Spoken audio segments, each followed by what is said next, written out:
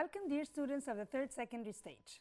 Today we have a lot to enjoy together with us. Together today we're going to have a lot of fun with our topic today. Today we have the topic about folk music. Let me please introduce before that Mr. Muhammad. Hello, Mr. Muhammad. Hello, Mr. Kaaroleen. My dear students, من أمتع الحلقات اللي ممكن تشوفها معانا السنة دي هي folk music. هنشوف the development of music.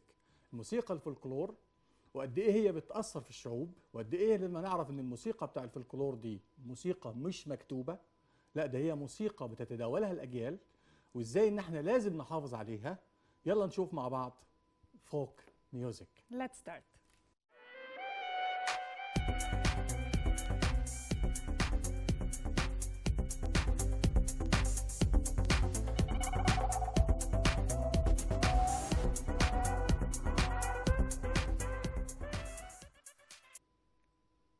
Folk music.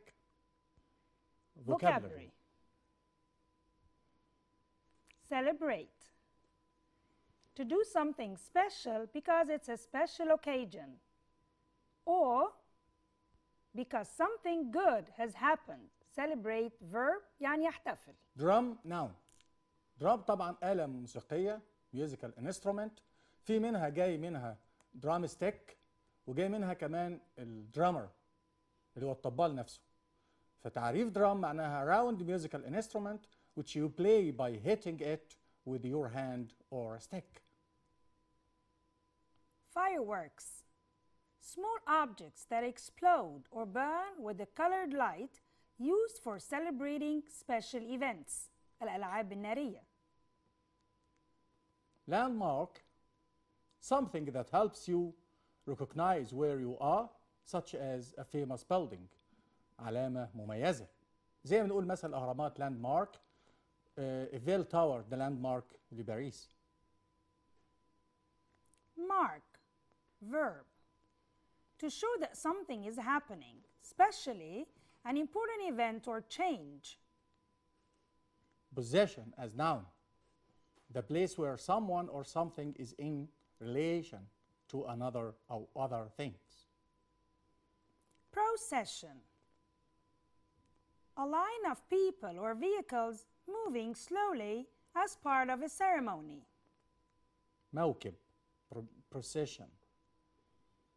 distinctive مميز. في منها طبعا distinct وفي distinctive showing a person or thing to be different from others. Event. Something that happens, especially something important, interesting or unusual. Evolve. جاي منها كمان evolution معناها تطور، ودي يطور to develop or make something develop gradually. Folk. Ordinary people who live in a particular area. Responsibility. If something is your responsibility, it's your duty to make sure that it's done. Vary as a verb. If things of the same type vary, they're all different from each other. يختلف. Folk music. In the same way that cultures have their own festivals, they also have their own traditional folk music, which is a particular style of music that uses different instruments. Unlike other kinds of music, على غير الأنواع الأخرى من الموسيقى, folk music usually develops in local communities.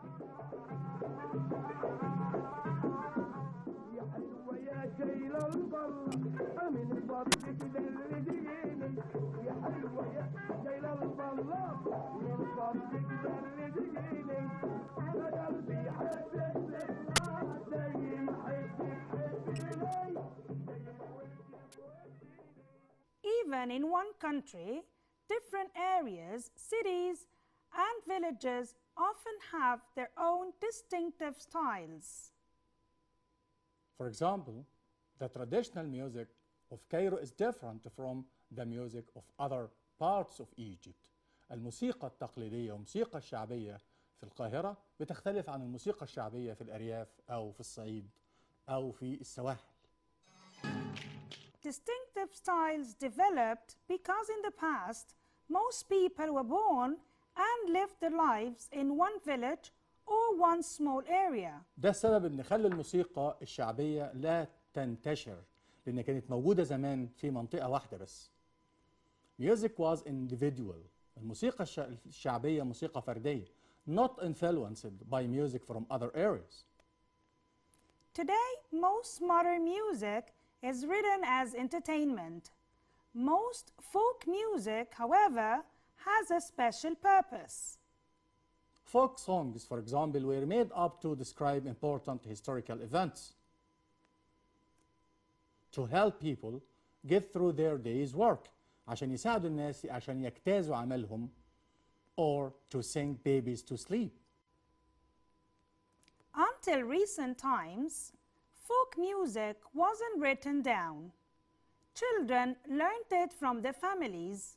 The musical instruments used in folk also vary from place to place. The people of Upper Egypt, for example, often play the rababa, an instrument like a violin. The simsimiyya is an instrument of the South area. The oud is common in the folk music of Cairo.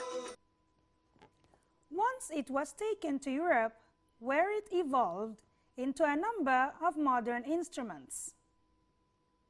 Today, travel and modern technology has made it possible for everyone to listen to music.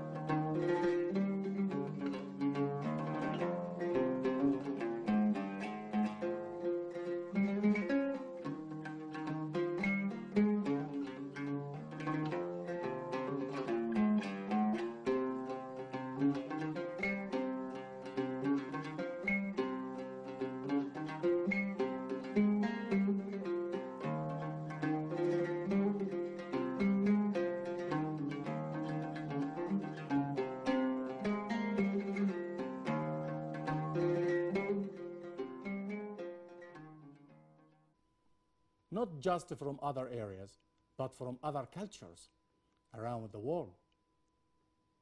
Because of this, distinctive folk music could disappear in the future.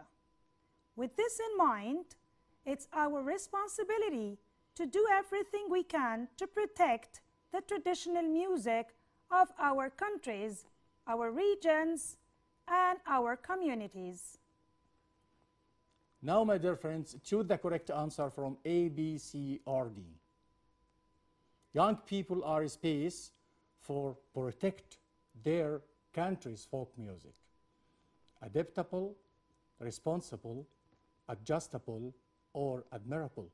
طبعا الشباب مسؤوليتهم ان هم مش يستمتعوا بس بالموسيقى العالمية، هم عليهم دور ان هم يحافظوا على الموسيقى الشعبية بتاعتنا. طبعا young people are responsible for protecting their country's folk music. You can buy this shirt in space colors: various, venomous, victorious, and suspicious. Of course, in various colors, ألوان متعددة. The space of the internet has taken place over the last 20 years.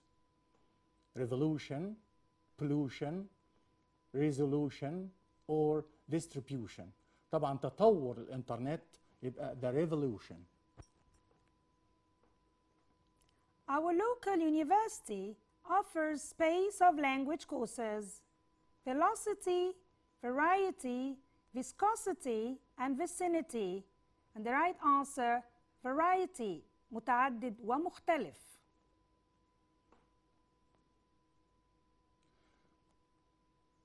It's a space to drive dangerously, especially in towns or cities. الجملة دي طبعا موجودة في الورك بوك.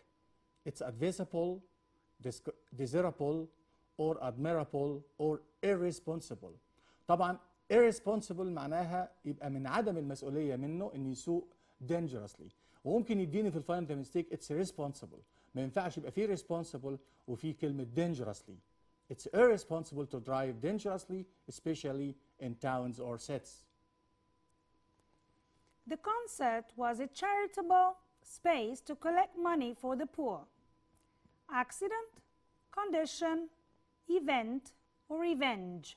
Charitable يعني حاجة للخير، يبقى charitable event حدث خيري to collect money for the poor. The guitar is a musical space, machine, an instrument, technique, or device. طبعا musical instrument، ودي زي ما انتوا قرأناها مع بعض في التكست اللي عندنا. Whatever you think of Eliot's poetry, it's certainly space. Distinctive, addictive, additive, attentive.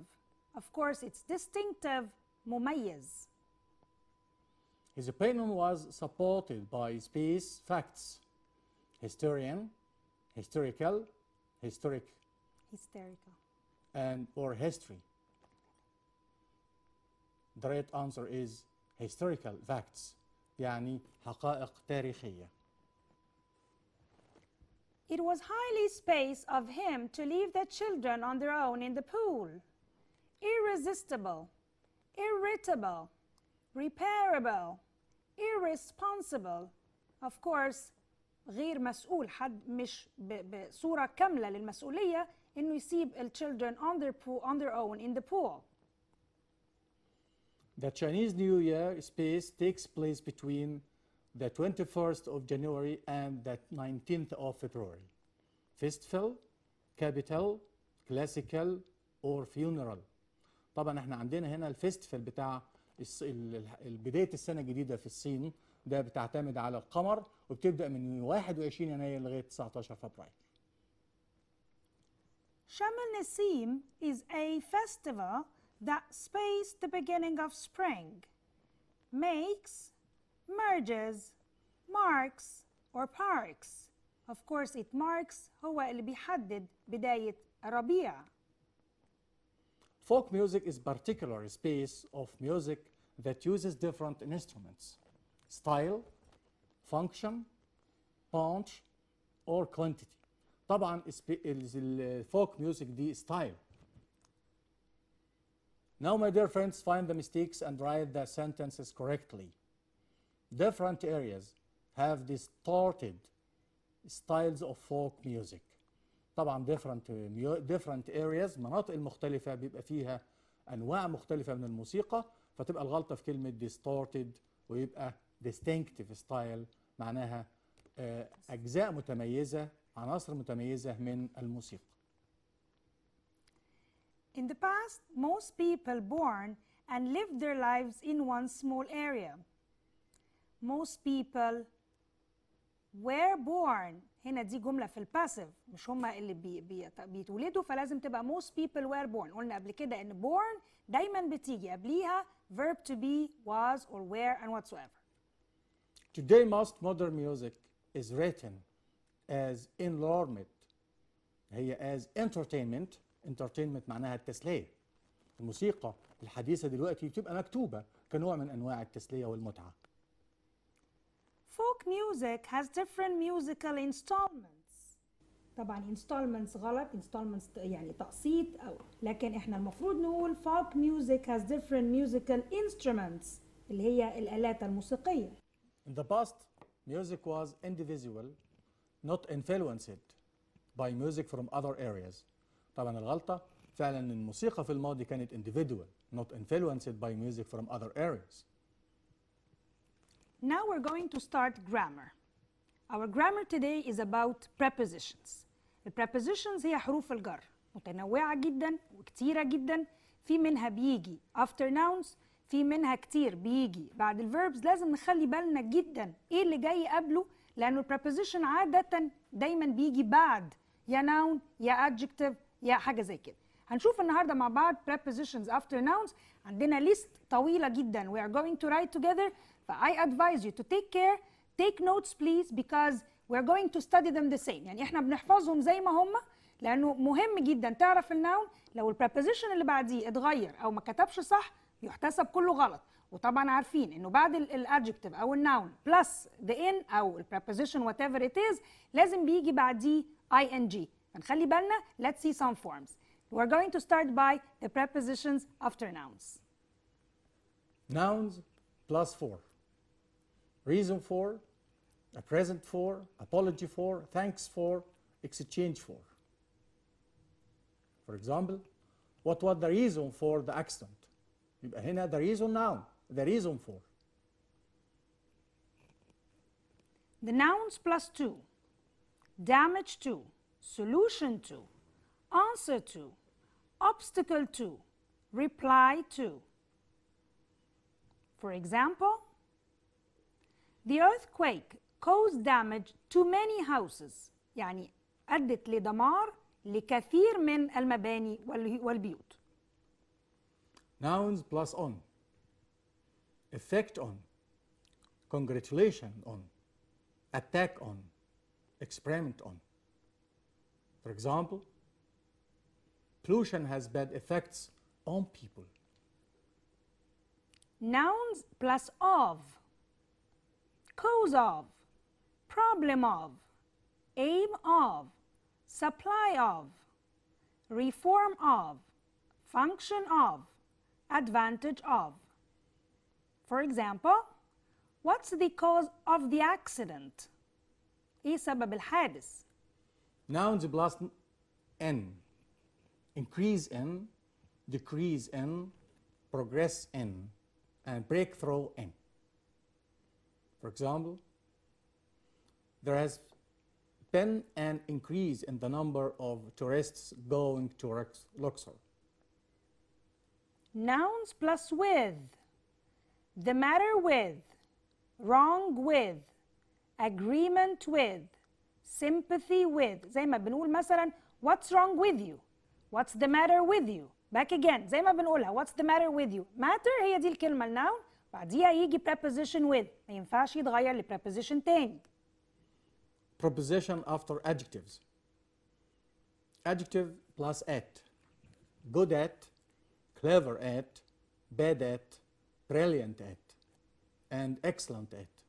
كتير قوي يا مستر احمد بيجوا في good ويقولوا good in وباد in لانه بياخدها بالمنطق العربي كويس فيه او سيء فيه. نخلي بالنا لان this is one of the very very important mistakes اللي كتير مننا احيانا بيغلط فيها. لازم نقول good يبقى at، bad يبقى at. نخلي بالنا لان دي من الميستيكس اللي دايما كتير بتيجي بالامتحان وكتير ممكن نقع فيها. انا ما بعملش حرف الجر بالعربي زي ما اقول مثلا يتاقلم مع دي يعني with، لا هي المفروض ايه to.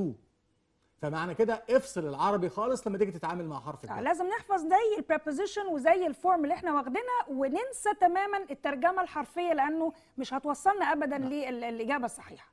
معلش هو تعب شويه حرف الجر ده، هو موجود معانا من ابتدائي ومن اعدادي وثانوي، بس لازم يتحفظ لان لازم يكون في عليه سؤال في الامتحان. تمام. يلا نشوف مع بعض. He is brilliant at writing exciting stories. Adjectives plus about. Happy about. Sorry about. Angry about. Excited about. Worried about. For example, are you happy about going to China? Adjective plus of. Afraid of, fond of, proud of, and ashamed of, and full of. For example, my little brother is frightened or terrified of birds. Adjective plus with. Delighted with. Pleased with. Annoyed with. Crowded with. Disappointed with. And popular with. For example, football has always been popular with young people. Now adjective plus for. Famous for, anxious for. For example, Shakespeare was most famous for his plays. Prepositions after verbs. Verbs plus of. Die of. Consist of. Accuse of. cure of, dream of. For example, he died of heart disease. بسبب. Verb plus for, ask for, thank for, apologize for, claim for, apply for, and wait for. Care for. For example, my brother is going to apply for a job at the university. Verbs plus on, congratulate on, insist on, depend on. For example, he congratulated me on passing the exam.